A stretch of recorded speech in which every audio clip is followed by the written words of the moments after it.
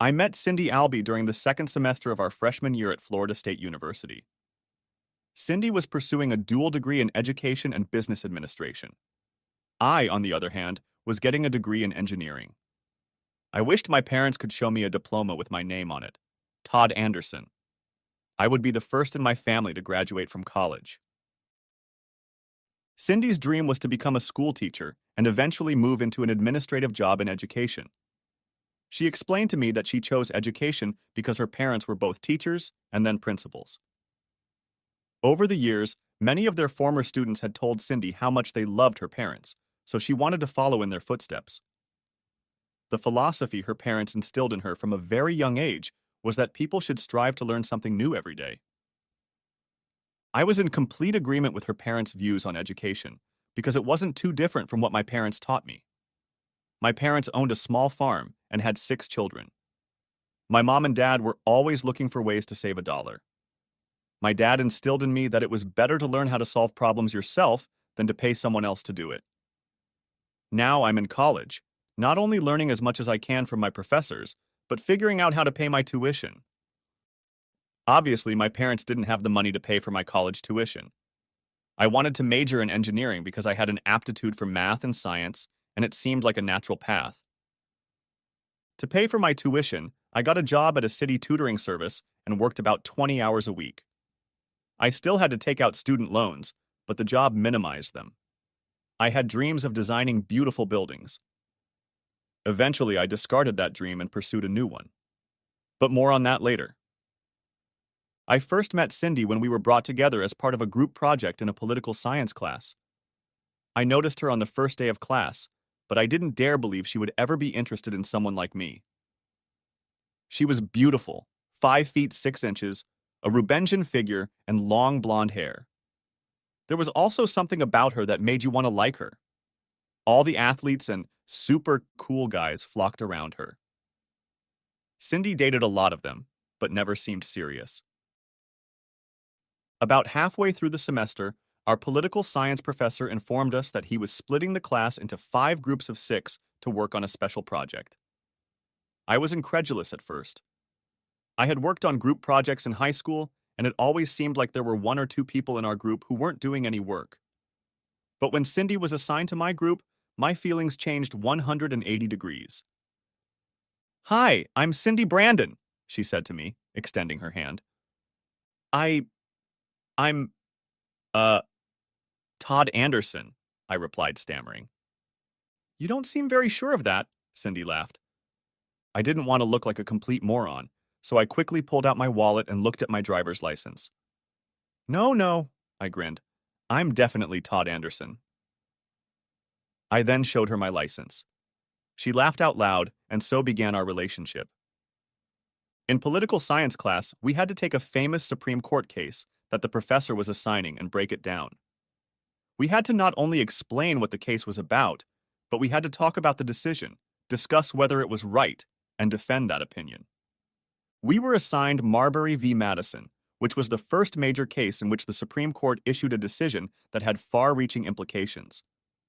This decision self-limited the power of the Supreme Court so that it could not become more powerful than the administrative or legislative branches of government. That decision made the Supreme Court what it is today. As it turned out, the other 4 members of our group were a bunch of slimeballs. 3 were members of the soccer team, and the 4th dropped out just before the end of the semester. Cindy and I had to research and write the entire report. I should have been annoyed that the rest of our group had left us, but I was thrilled because I got to spend a lot of time with Cindy. We got along so well that we started dating and then became exclusive. When I was in high school or college, I didn't go out much because I never had a lot of money. But that didn't matter to Cindy. She enjoyed sitting and watching TV with me or going for a walk. Going on a picnic or to a museum was a big date for us. I was hopelessly in love with Cindy, and she seemed to be just as much in love with me. We were married right after graduation. For the first 5 years of our marriage, life was mostly wonderful. Our new home was small, but it had everything we wanted. Since our house was in a new neighborhood, we soon made many friends, and our social life was a lot of fun. Cindy got a job teaching 8th grade at a middle school in northern Palm Beach County. I accepted a job with a major engineering firm in South Florida. However, over the years, I discovered that I did not enjoy engineering. As a junior engineer at the firm, I was getting all the crappy assignments. So to take my mind off the boredom at work, I enrolled in a master's program. I was sure that once I got my master's degree, my salary would increase and I would be assigned to more interesting projects. However, all I got was a $500 bonus. I was disappointed, but told myself, to hell with them, I would continue working and get my PhD. Other than the fact that my job was boring, I couldn't complain much about it. Cindy's work was going great, and we were very much in love. Financially, we were doing well, and we talked about having a baby. But, as the saying goes, all good things must come to an end. The first unwelcome news was when my boss informed me that I was being transferred from the design department to the inspection department. The few things I did in design were boring enough, but inspections were even worse. The second piece of news, which at the time I thought was good news, was that Cindy was moving to a new school, West Jupiter High School, to head up the guidance department.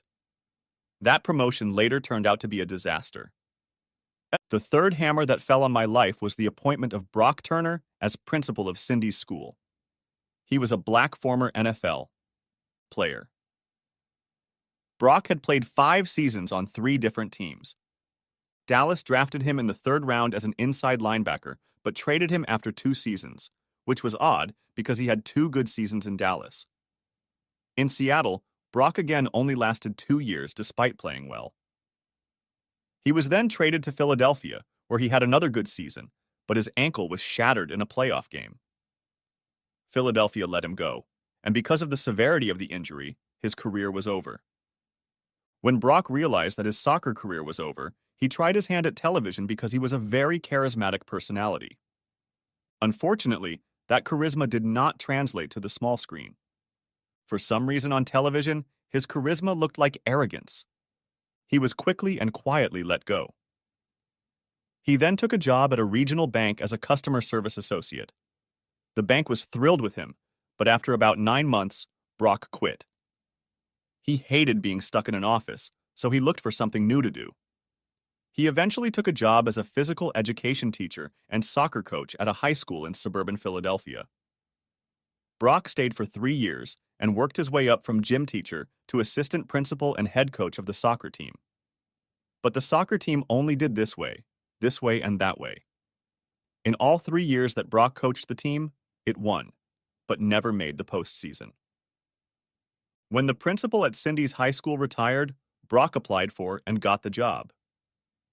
That first year, I talked about Brock more than Cindy. After all, he was a former NFL player. I was in awe of him until I finally met him in person. He struck me as a self-centered narcissist. On the other hand, his wife, April, was charming, smart, and a little shy. She was also gorgeous. April reminded me of a smaller, but much prettier version of Whitney Houston. I couldn't understand what she found in Brock. Still, most of the school staff was enamored with him, including my wife. I tried to subtly hint to my wife that her boss was basically a woman hunter. Cindy only laughed and teased me that I was jealous. I decided to be honest. Yeah, I'm a little jealous. He's bigger than me, tougher than me, and was a professional soccer player. Cindy hugged me and said, "You never need to be jealous. He's only a couple inches taller than you, and as far as physical fitness goes, you're not a wimp. So what if he's a soccer player? I married you." She calmed me down and our life went on as usual. Even though I wasn't comfortable around Brock, my wife insisted on dragging me to all the school events where we always ended up with Principal Turner and his wife April. At these events, I was able to occasionally talk to her, and I learned that Brock and April had been married for 3 years and had a young daughter, Tiffany. It was at one of these events that I learned what a real asshole Brock Turner was. If Cindy thought I was jealous, I wouldn't hold a candle to Brock when it came to April either. The incident happened at a school district Christmas party. Brock asked my wife to dance without asking me. I found it disrespectful and was a little annoyed that Cindy didn't even look to see if I agreed. I watched Brock hold my wife at a respectful distance for a bit.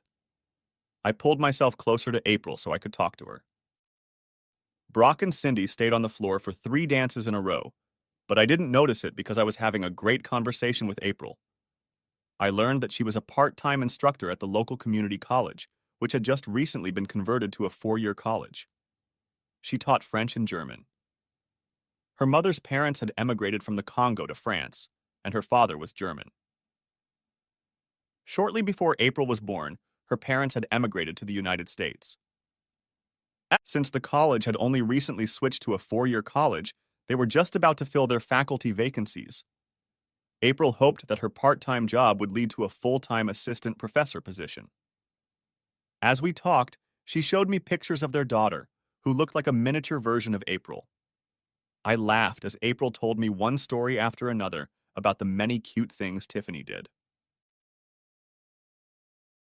When the third song ended, Brock and my wife went back to the table. Brock wasn't happy that I was talking to his wife. "You're in my shoes!" he growled at me. I was taken aback by his behavior, but apologized and stood up. I then asked if I could get someone else a drink. April smiled and asked for another glass of Chardonnay. My wife asked for a Coke. As I headed back to the table, Brock grabbed my arm and snatched the wine glass out of my hands. Then he growled, "Stay away from my wife or I'll kick your ass." "What's your fucking problem, dude?" I asked, stunned by his behavior. "Just stay the fuck away from my wife," he said over his shoulder.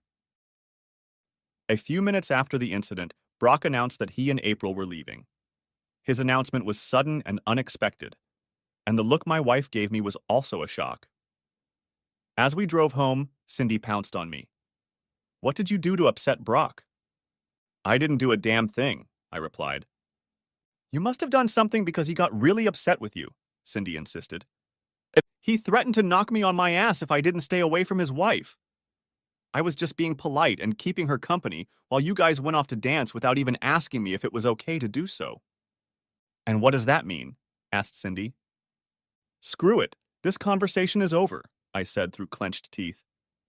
"I don't want to hear another word about Brock fucking Turner." After the Christmas party, my dislike of Brock had grown to a complete dislike. But I didn't want to rock the boat after all. He was Cindy's boss. Fortunately, after the Christmas incident, Cindy hardly ever brought up Brock. About 3 months after New Year's Eve, the economy went south. The commercial and residential real estate markets were particularly hard hit. At first, it had no effect on the company I worked for because we had a lot of work to do. After a few weeks, however, everyone started to get nervous because there were no new orders coming in, so I just kept my head down and kept working. But I knew that if the economy didn't pick up, the company would eventually start laying people off. One day, Cindy came home all excited because she had been assigned to organize a career assembly at school. I couldn't understand why she was so excited, since the only thing that would get the students excited was getting them out of class for 2 or 3 periods. But Cindy was thrilled to have been chosen to organize this event, and I gave her my full support. If I had known she was so thrilled that Brock had chosen her, I wouldn't have lifted a finger. But as it turned out, it was a good thing I helped. She had already made arrangements with an accountant, a lawyer, a nurse, a computer programmer, and other professions. Cindy wanted to know if I could get an engineer from the firm where I worked to give a short presentation. I approached my supervisor the next day, and he passed the question up the chain of command. In response, I was told that if I wanted to take a personal day, I could go. Since it was a matter of helping my wife, I agreed. The school assembly was to last 2 hours, and 12 different professionals were given 10 minutes each to talk about their chosen field. However, when Career Day came around, 4 of the professionals either canceled the assembly or didn't show up at all. Cindy was furious and on the verge of tears. I told her not to worry because I would be replacing the accountant, lawyer, auto mechanic, and doctor. When it was my turn, I kissed Cindy and told her not to worry. As I walked up the stairs to the stage, I saw a crowd of high school students bored to tears. The only reason they hadn't left by this point was because they would have to go back to class. As my slides were being loaded into the audio-visual equipment, I began my presentation. Good afternoon. I ask all those who are asleep to raise their hands. Sure enough, almost all hands went up, and the assembled students laughed. I knew I had gotten their attention. I hope what I'm about to share with you will be of interest. And if it isn't, at least my talk won't distract you from class for a couple more classes. The students applauded. Taking a big breath, I began. I'm an engineer, but I'm going to talk about 4 or 5 different professions. I'll also give you some actionable tips on how to succeed in anything you encounter, including how to finish high school with as little stress as possible. Upon hearing this, many students laughed, but sat up straighter. I was really getting up to speed. I started by telling them an anecdote about engineers. You all probably think engineers are just a bunch of nerds, but that's not true. Let me tell you a story about how practical engineers are. I then proceeded to tell my story. One afternoon, an engineering student was riding across campus on a shiny new bicycle. He ran into a friend, also an engineer, who said, "Wow, that's a great bike. Where did you get it?" "Well, the worst thing happened," said the first engineering student. "A girl rode up to me, got off her bike, threw off all her clothes, and told me I could have anything I wanted." "Wow," remarked the second engineering student. "That's great. That's a great choice. Her clothes probably wouldn't have fit you anyway." I then added, "Like I said, engineers are very practical." This elicited a roar of laughter. I then went into a slide presentation, showing all sorts of buildings and structures. I showed a carpet museum where the roof looked like a rolled-up carpet. Another building was called the Crooked House, which seemed to lean in several directions at once. Yet another building resembled a huge picnic basket. At the end of the slides, I showed a 9-story building with no name and asked if anyone could guess what was unique about it. After 5 or 6 shouted answers, I finally said, "You guys will never guess. What you're looking at is the largest brothel in Europe. It's 9 stories high and it's in Germany, in case you were wondering." This elicited cheers of approval from the boys and "yous" from the girls. I then went from one profession to another, explaining the average salary and the education required for each profession. I sprinkled the speech with jokes and advice on how to study and how to pass tests. I then relayed my long-held belief that if you want to succeed at anything, you should constantly strive to do better than you can. I explained that this sounds counterintuitive, but the truth is that if you don't strive to do better than you can, how can you ever get better? I also told the students that there is no such thing as a dumb question, and that it is never dumb to ask for help. The only people who are dumb are those who don't ask questions or ask for help.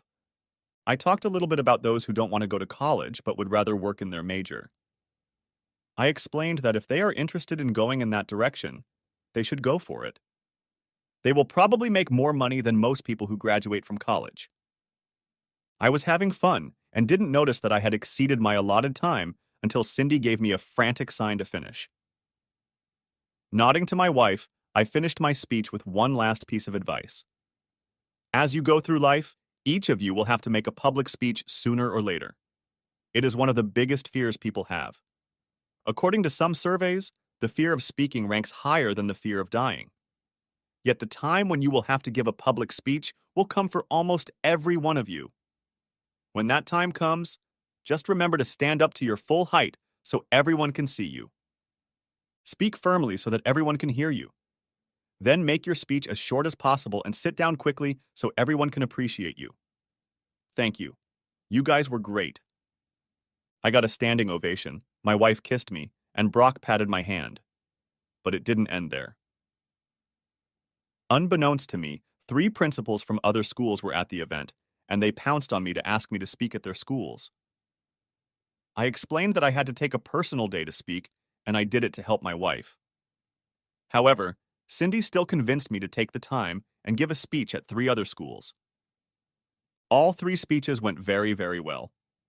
Moreover, at the end of my last speech at a high school in a poor neighborhood, the principal told me that he would like to have me as a teacher.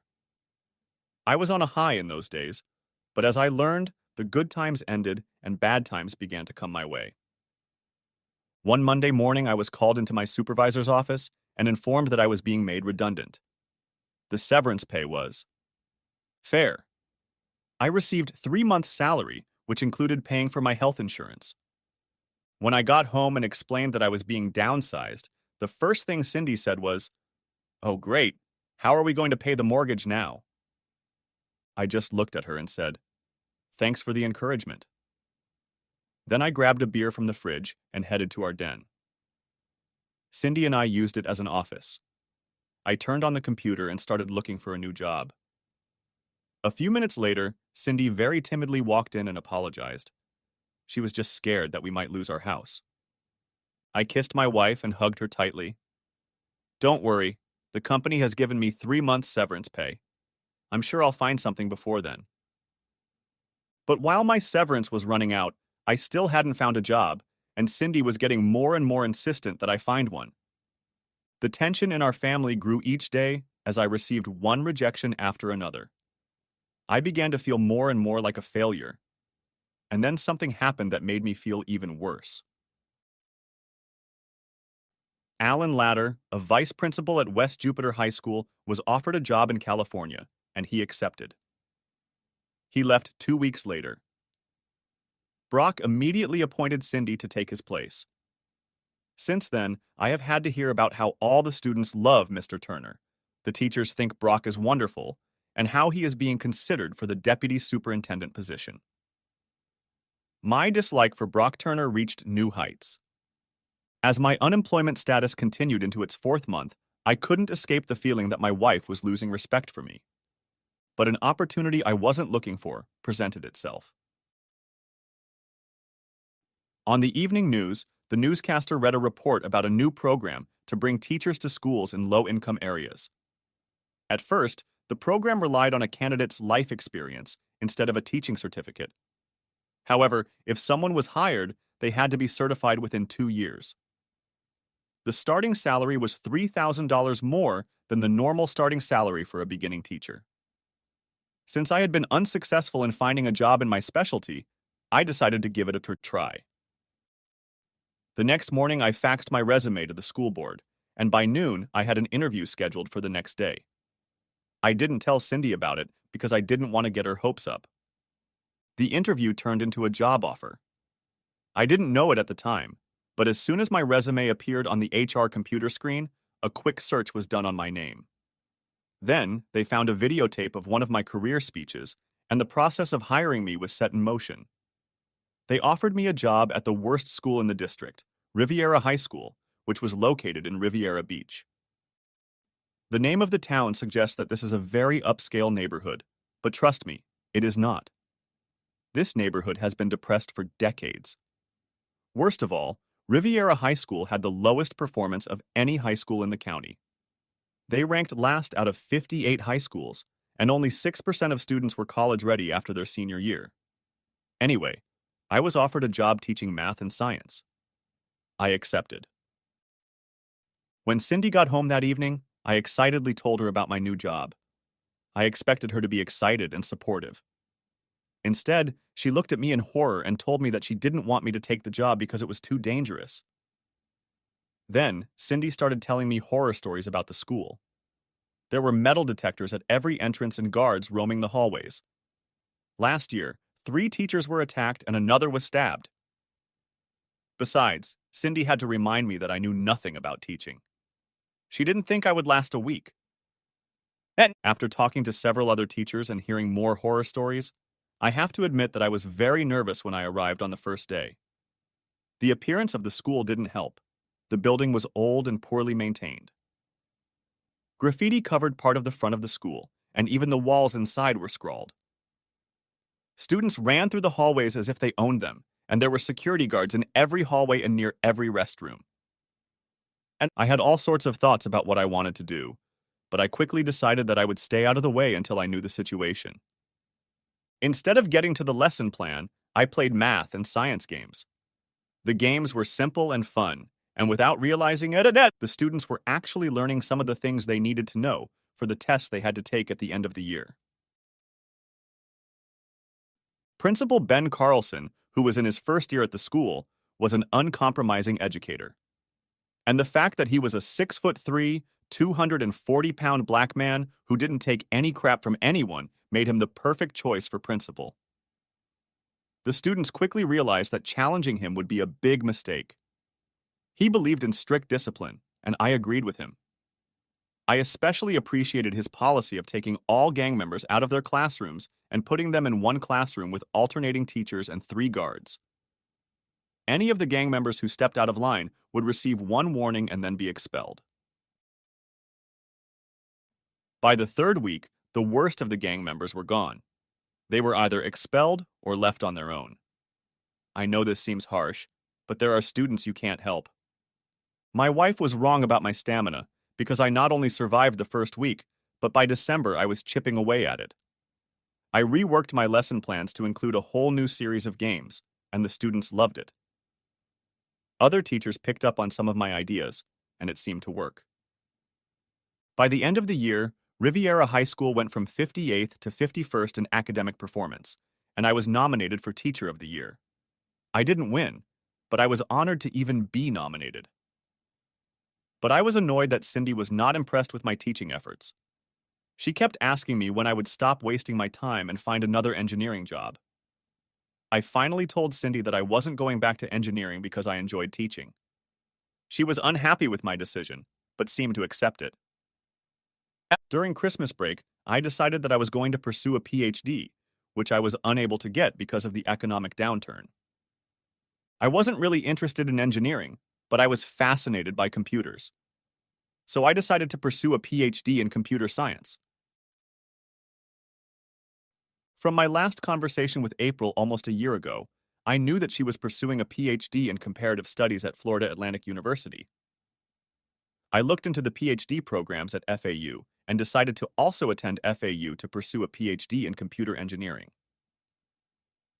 I spent another year at Riviera Beach High School, where our academic scores went from 51 to 46. At that time, the school board approved Cindy as vice principal at West Jupiter High School. But that summer, everything changed. As our lives continued, I received some good news. Brock had been named deputy superintendent, and Cindy had been nominated as the new principal of West Jupiter High School. I still didn't trust Brock as far as I could throw my house. However, I was glad that his new position meant that his office was now at the school district headquarters. Cindy didn't see Brock every day, Monday through Friday, but she still made the weekly trip to district headquarters. At first I was upset about this, but I learned that it was normal for new principals. I also continued to take classes at FAU, which was about 40 minutes away. Since April was getting her PhD at the same university, I offered to drive. April thought it was a great idea, but when she brought it up with Brock, he became furious. He immediately called me and threatened to kick my ass. I certainly expected him to drop the idea, but I didn't expect such hostility. Nevertheless, I was disappointed because I liked April and found her interesting to talk to. It would have made the trip more enjoyable. However, since the classes had the same break time, April and I usually had coffee together. Most of the time there were other people sitting with us, but sometimes it was just the two of us. At first we just made small talk, but as the months went by, we talked about everything. Despite Brock's jealousy, April and I became good friends. She even offered me a job at a newly established 4-year college. I thanked her for the offer, but explained that I was being considered for a head teacher position at a soon-to-open high school. During these meetings over coffee, I learned some things about April and Brock. I learned that April graduated with honors from Stanford, after which she returned to her parents' home in Philadelphia. She met Brock at a charity event and at first disliked him. But Brock was persistent, and eventually they began dating. Soon April fell deeply in love with him, and from the way Brock chased away any man who was too friendly with his wife, I could tell he was just crazy about her. About a year after they were married, Tiffany was born. Admittedly, April complained a bit that Brock didn't spend enough time with his daughter and had no patience for her. He wanted a son. "You've got to be kidding me," I laughed.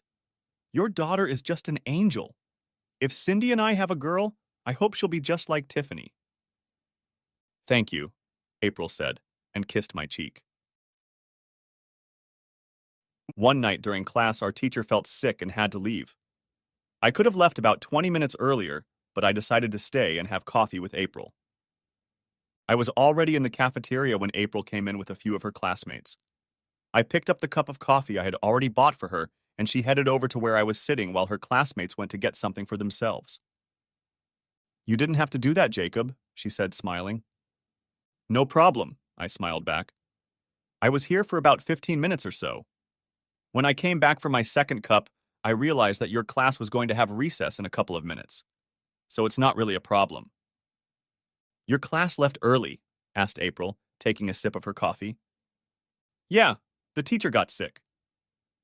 April was quiet for a few minutes, then said, I envy you, Jacob. I should be further along, but Brock didn't make it easy for me. Now he's pressuring me to have another baby in hopes that I'll have a boy. But if I do, it will set my efforts to get my doctorate back years. I would have no chance of getting an assistant professor position. So I told him I wouldn't have a baby until I got my doctorate. He wasn't happy about it. April pulled her cell phone out of her purse and said quietly, Shit. Is there a problem? I asked. I need to tell Brock that I have to stay after my meeting with my counselor, but my phone is dead. Can I borrow yours? Sure, but do you think that's wise? April thought for a second, then nodded. You're right. There's no point in poking the bear. Amy, can I use your phone for a minute? April quickly dialed her husband's number, and I heard her utter her second damn of the night. Is there a problem again? I asked. Yes, April confirmed with desperation. I told Brock his mailbox was full 2 days ago, and he still hasn't released it. Say, could you do me a favor, Jacob? Sure, whatever you need. April opened her backpack and found a piece of paper in an envelope. She quickly wrote a note and sealed it in the envelope. Could you drop this note off at my house on your way out? Won't Brock be upset? Just tell him I tried to call him, but his damn mailbox is still full. So I caught you just as you were about to leave and asked you to drop off this note. I don't want him running in here because I'm an hour late. Although I wasn't thrilled about taking the note to Brock, I agreed. I reasoned that he couldn't be too upset. I was just passing along a message from his wife. But then, the old adage about killing the messenger rolled around in my head for a few minutes before I laughed at myself. As I turned onto Turner Street, my nervousness was replaced by confusion when I saw my wife's Volkswagen parked in Brock's driveway. I couldn't think of any reason why Cindy should be at Brock's house. And I parked on the street trying to figure out why my wife was at Brock Turner's house at this time of day. I tried to convince myself that Cindy must have a perfectly logical reason for being here, but nothing came to mind. I got a very uneasy feeling in my stomach and decided to look around the house. There were lights on downstairs, and most of the windows didn't have curtains drawn on them. I slowly made my way to the side of the house. I had never been to Brock's house, so I had no idea of its layout. The first window I peered through turned out to be the living room. The next room was the kitchen, and the third was the dining room. When I rounded the back of the house, I found that the curtains were mostly down in the fourth room. However, 2 of them were not down all the way, and one of the windows was not closed. What I saw shocked me. There was Brock and my wife cheating on me right in front of my eyes. At that moment, I had the good sense to pull out my phone and activate the video camera. I watched the whole thing like a paralyzed man. I stumbled back to my car and drove to the first parking lot. How could Cindy betray me like that? I screamed over and over. We talked about having kids, and now she's hoping her lover will get her pregnant. Now that the initial shock had passed, I was angrier than I had ever been in my life. There was no doubt in my mind that my marriage was over. The only question was how much pain I could inflict on both of them. I had the video, but I didn't think it would cause them anguish if they loved each other. And how I could get revenge, if at all, was not an option at the moment. But then, thoughts of revenge receded into the background when I remembered April. According to Brock, He was going to leave his wife with practically nothing. I should have warned her. I got back to FAU in record time. I raged all the way to the FAU campus. Even though I made it on time, I was afraid April had already left. I was relieved when I spotted her car with 24 others scattered around. April came out about 10 minutes later, and I got out of my car to meet her. She immediately saw how upset I was and became very alarmed. "Is something wrong?" she asked with deep concern. "Did something happen to Brock or Tiffany?" I shook my head. "As far as I know, physically both are fine. However, I have some very painful news to share with you. Your husband and my wife are having an affair." "That's not funny, Todd," April snapped back. "I know you don't like my husband, but I won't tolerate you making up lies about him." I wish it wasn't true, and I wouldn't believe it myself if I hadn't seen it and videotaped it. April dropped her textbook bag and purse. She started to shake. I gathered her things and said, "We need to talk. As much as it hurts you to see this, you need to know that I'm not making anything up." I walked her to the passenger seat of my car. Then I started the video and handed her my phone through the open door. April started sobbing uncontrollably before the video was even over. I took the phone from her and knelt down so I was at the level of her face. "I know this is all so sudden," I comforted her, "and you haven't had time to think about it all yet. But I've already decided that I'm going to divorce Cindy. From what Brock said in the video, it sounds like he plans to hide his assets before he divorces you." "I didn't hear that." April's face showed confusion. So I rewatched the video. Seeing it a second time, April was no longer shocked. She was furious. "I've heard rumors about Brock before and during our marriage, but I didn't believe any of them. But if he thinks he's going to run off with your whore wife and leave me to my fate, then he has something else entirely in mind." April then realized what she had said and apologized. "I'm sorry I made that comment about your wife." "Hey, you just called a spade a spade."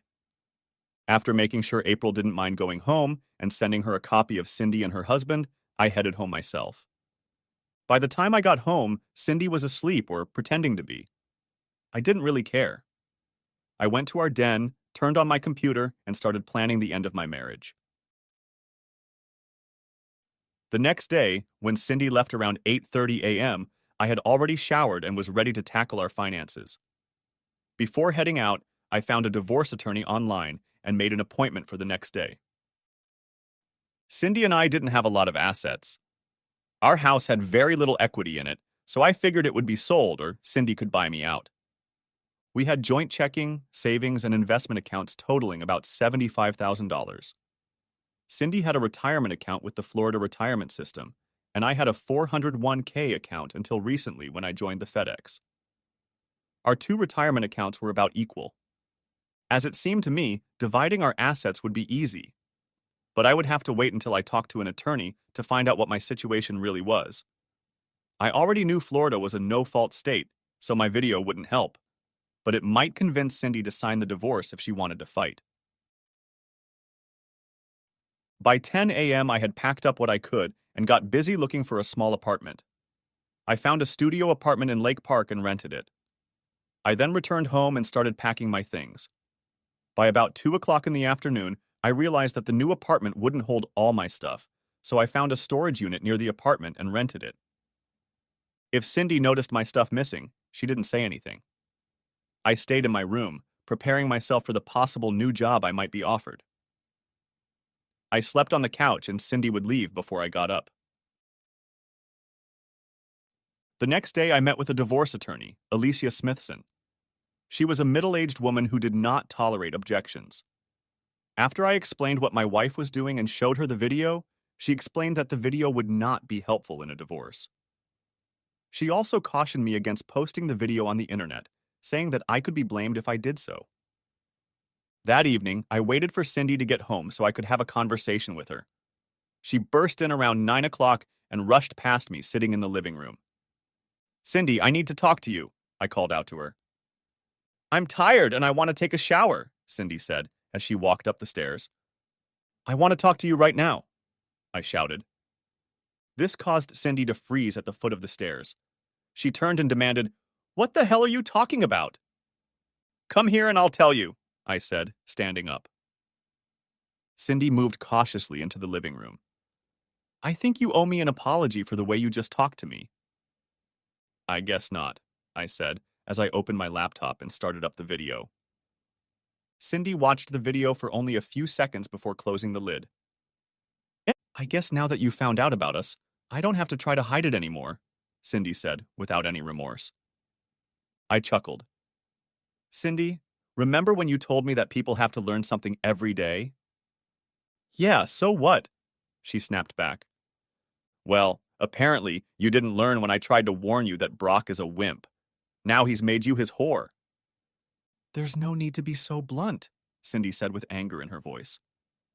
"I know it must hurt your male ego, but a better man took me away from you. I was hoping we'd part as friends." I laughed out loud. "Since you refuse to find out the truth, you're left alone. I've already rented an apartment and moved some of my things there. I'll be back for the rest. You can stay in this house until the divorce. Then it will either be sold or you can buy it back from me. You'll be served with a summons at work on Friday." I left and settled into my new little hole in the wall. When you love someone as much as I loved Cindy, it hurts like hell. The first couple days I could barely drag myself out of bed to go to the bathroom or find something to eat. Luckily, it was summer, and I didn't have to go anywhere or do anything. All my thoughts were occupied with how to get back at the two of them, but nothing came to mind. On the third day, I forced myself out of bed, took a shower, and went grocery shopping. When I returned, I turned on the small television in the kitchen. One of those programs about celebrity scandals was on. It immediately caught my attention. Former NFL halfback Brock Turner and his wife are divorcing after 3 years of marriage. Rumors that Brock is a womanizer turned out to be true. His wife, April, filed for divorce, citing adultery as the reason. Our reporter met with Mr. Turner today. "Mr. Turner, is it true that your wife caught you with another woman?" "Please," Brock smiled sadly. "My wife and I are going through some bad times. We are overcoming a terrible misunderstanding. We would appreciate some privacy while we work to make our marriage stronger than ever." I didn't feel much satisfaction. I hadn't spoken to April since I'd first learned about what her husband was doing with my wife. Somehow it seemed terribly unfair that he'd ruined my marriage, and for all I knew, he and April were just patching each other up. Anger and sadness filled me again. But when the phone rang, fear stepped in. I didn't even get a chance to say hello before it started. "Listen, bastard, I know you're the one who took those pictures of me with my whore wife. Just so you know, I'm living in your house and entertaining her. And be sure to watch the 6 o'clock news tonight because your ass is grass." I was shocked that Brock had called me. But in the few seconds I pondered it, I realized it didn't take a rocket scientist to guess that I'd made the video. Even though the man was intimidating, I wasn't about to let him know I was intimidated. "Well, you're in luck, because Cindy will soon be my ex-wife," I said, with more bravado than I felt. "Besides, if you live there, I guess you didn't get to clear up that horrible misunderstanding." "Just watch the 6 o'clock news, you bastard! You won't be so smug afterward." He hung up after that. I pondered what Brock might do to me and turned on the local news at 6. But I didn't learn of Brock's threat until about 10 minutes after the broadcast began. Then the anchor announced, "Palm Beach County Superintendent of Schools. Standish Crawford resigned today to take a position with the Department of Education in Washington. Brock Turner, Deputy Superintendent, has been named Interim Superintendent. However, it is widely believed that the position will be offered to him on a permanent basis." A cold fear gripped me. Now I understood what Brock meant when he said my ass was grass. Since he was the superintendent and I was the teacher, he was my boss. Brock could make my life miserable or worse, set me up to take the blame for some scandal he caused. I had to get out from under his power.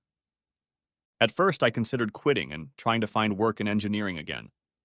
But the economy was just starting to improve, and I needed income to live on and pay my divorce attorney. Cindy's lawyer made ridiculous demands. They demanded that I buy out half of Cindy's house for $50,000. If there was $20,000 in the house, that would be a great deal, and I would be entitled to half that amount. She also demanded that I give up adultery as a reason. Cindy also claimed I was hiding money and demanded that I pay a forensic accountant to investigate our finances. But as ridiculous as her demands were, I had to pay Alicia for my defense. Panic gripped me when I remembered that April had told me that the college where she worked was still looking for adjunct faculty. So I immediately called the college's HR department and inquired. They directed me to their website to fill out an online application. After reviewing my qualifications, I was hired to teach algebra, pre-calculus, and calculus. I was given a one-year contract that paid me about 80% of what I earned as a high school teacher. College teaching proved to be much more rewarding for me than high school teaching. In the high school where I taught, you were always trying to find new ways to get students interested. In college, most students really wanted to learn. And if I could make it interesting, they were excited. I had already been teaching for 2 weeks when I ran into April in the cafeteria. She seemed as happy to see me as I was to see her. We had lunch together and learned about each other's lives. April told me that Brock was fighting for a divorce and was dragging things out. He's even filed for sole custody of Tiffany. But a video of him having fun with my wife convinced the judge that he wasn't fit for primary custody. Nevertheless, according to April, the divorce took forever.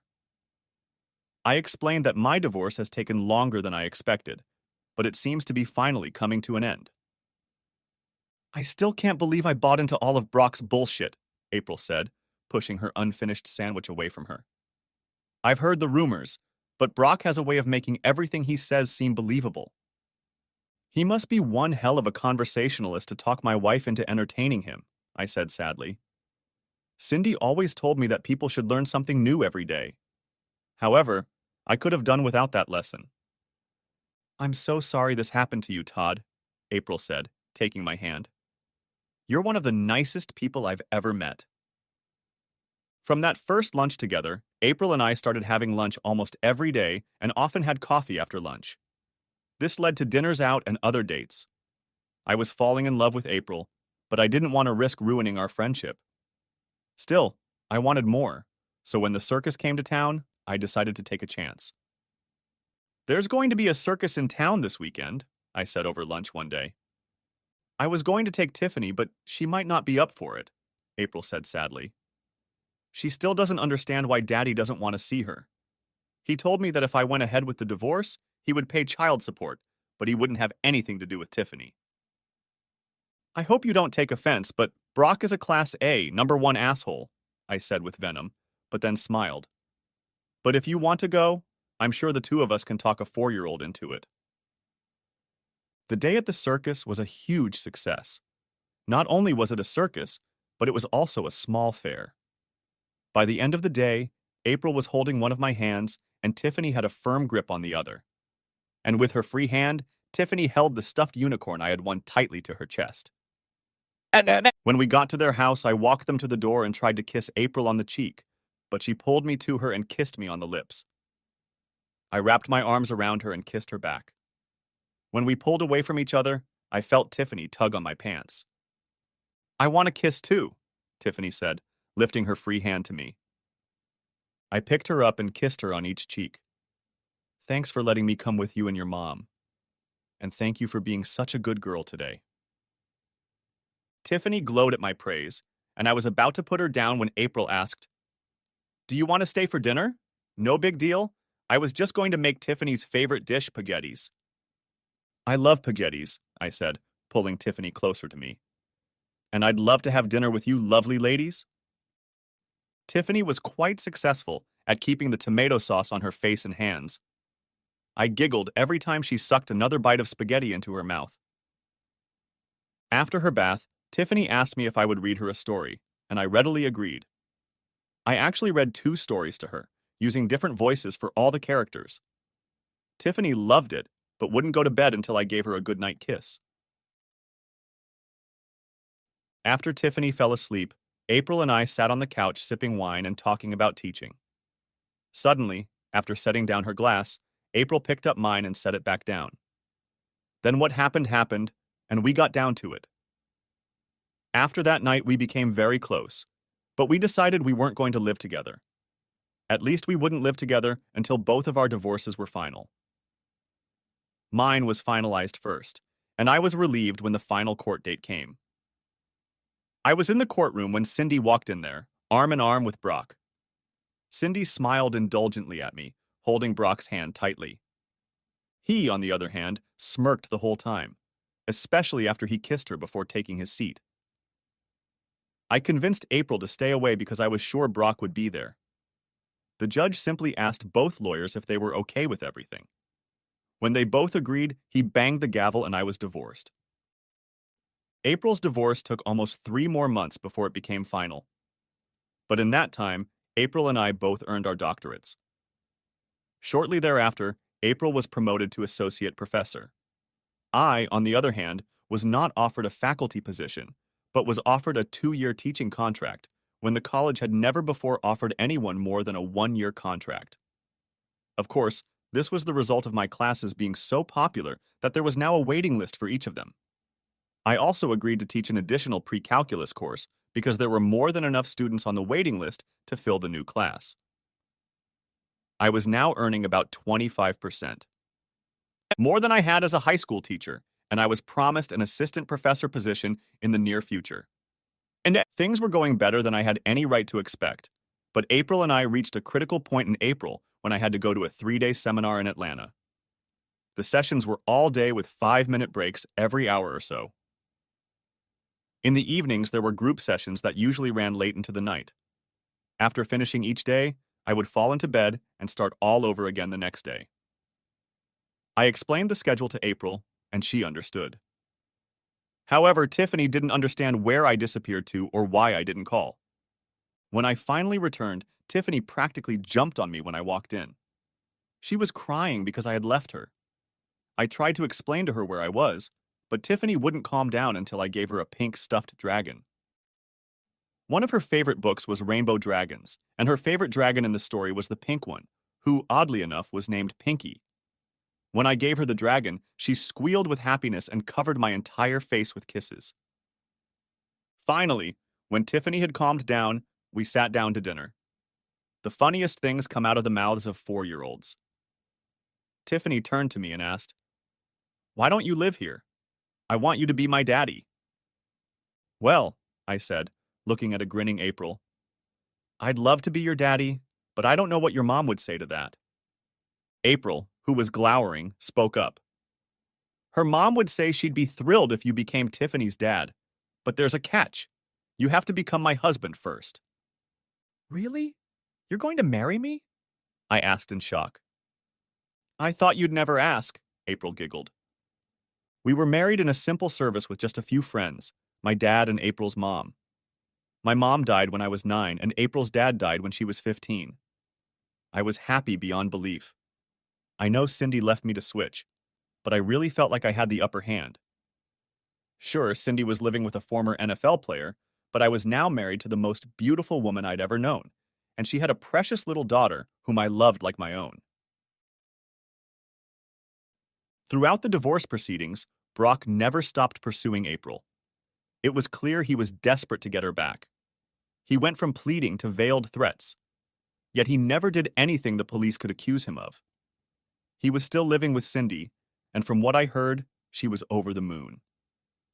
I almost felt sorry for her, because eventually her lover was going to have to show himself in all his glory. When Cindy betrayed me, I was devastated and filled with rage. I wanted revenge on both of them so badly that I could hardly think about anything else.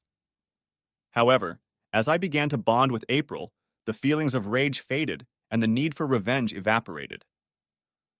But as fate would have it, I was destined for revenge.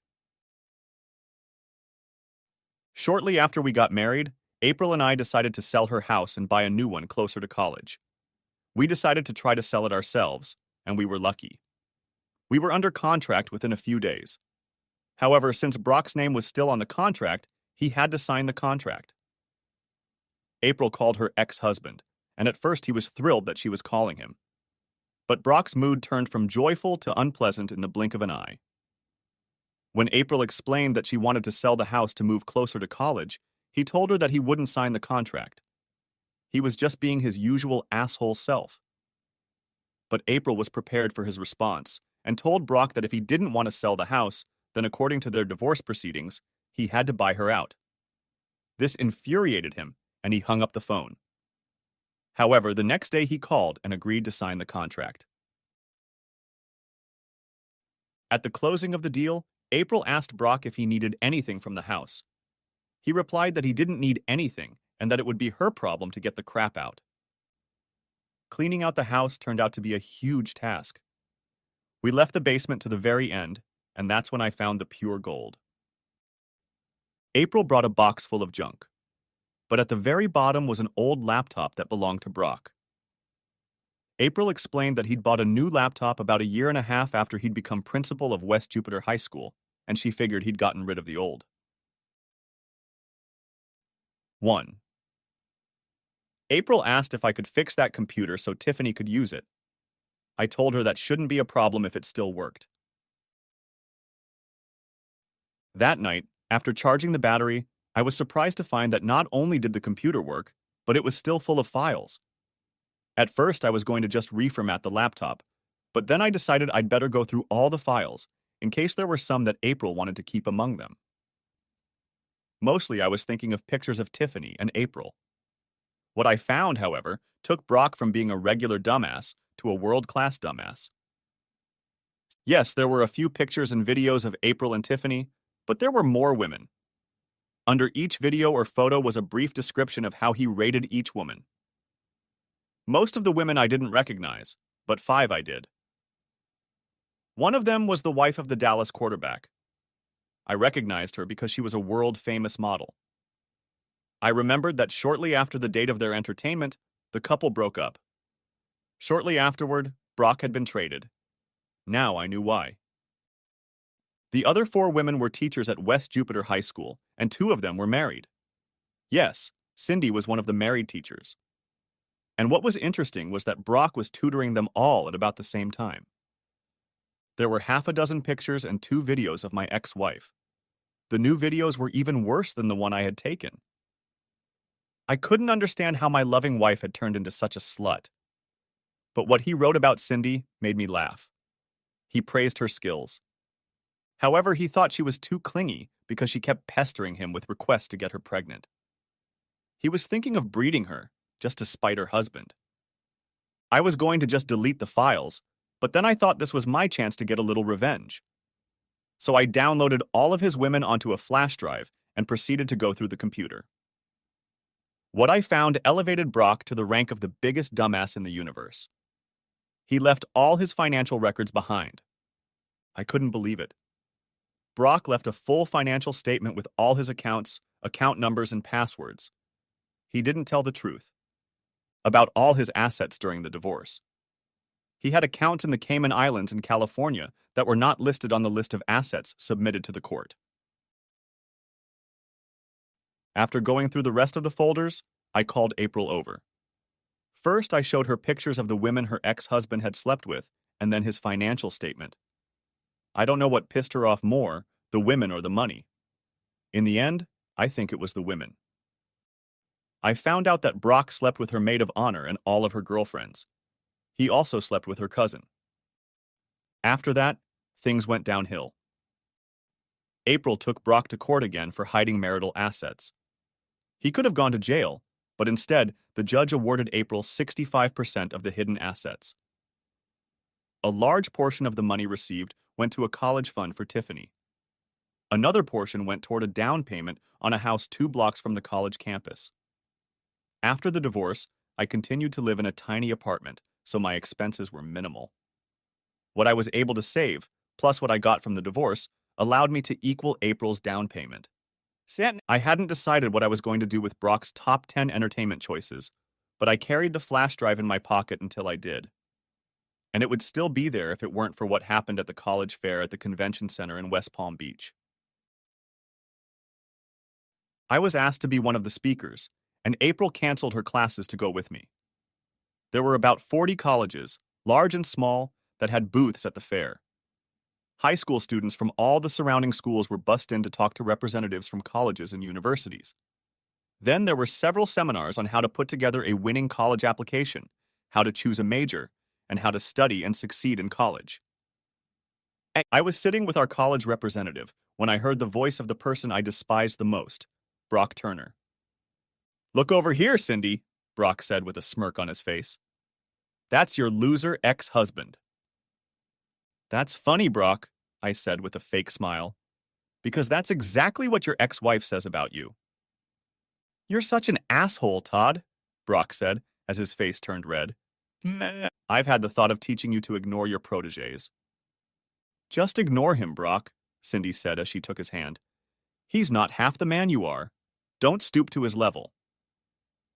Brock looked at Cindy and then at me with a nasty smile. Then he reached down and kissed Cindy on the lips. She melted into his embrace. When they parted, Brock smirked at me. That made me make a decision. As they turned to leave, I turned to Cindy.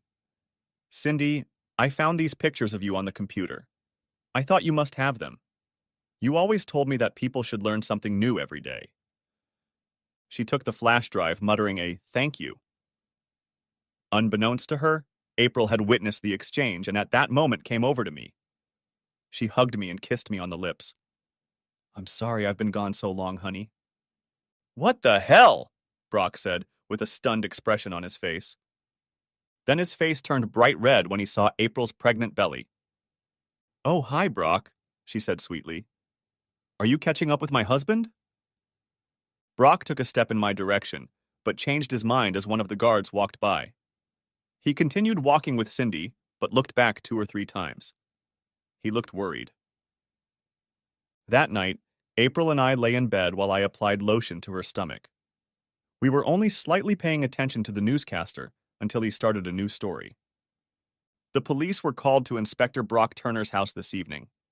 We don't have any details at this time, but it appears that Mr. Turner suffered a non-life-threatening stab wound.